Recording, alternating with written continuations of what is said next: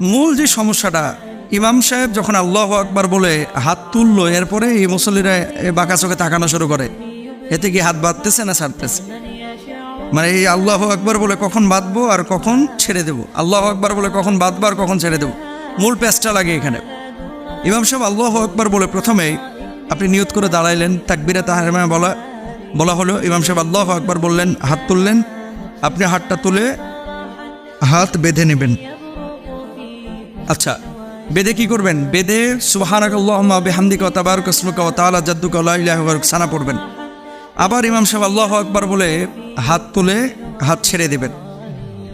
এরপর ইমাম সাহেব আরও একবার আল্লাহু আকবার বলে হাত তুলে হাত ছেড়ে দেবেন। এরপরে আল্লাহু আকবার বলে ইমাম সাহেব হাত তুলে হাত বেঁধে নেবেন। তাহলে হাত ছাড়তে হলো কয়বার? দুইবার।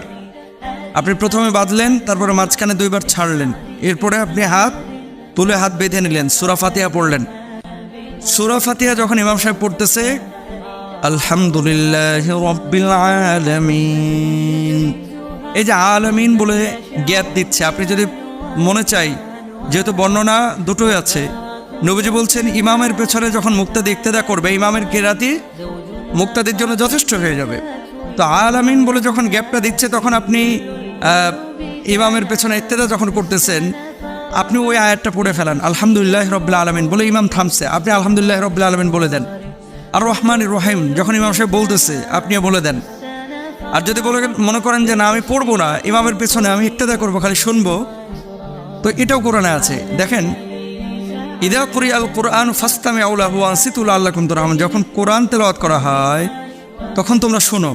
তাহলে আপনি, আল্লাহ বলতেছে যে তোমরা শোনো, আর নবীজি বলছেন ইমামের কেরাত মুক্তাদির কেরাতের জন্য যথেষ্ট। আবার আল্লাহর নবী আর এক হাদিসের মধ্যে বলছেন যে সূরা ফাতিহা ছাড়া কোনো নামাজ হবে না।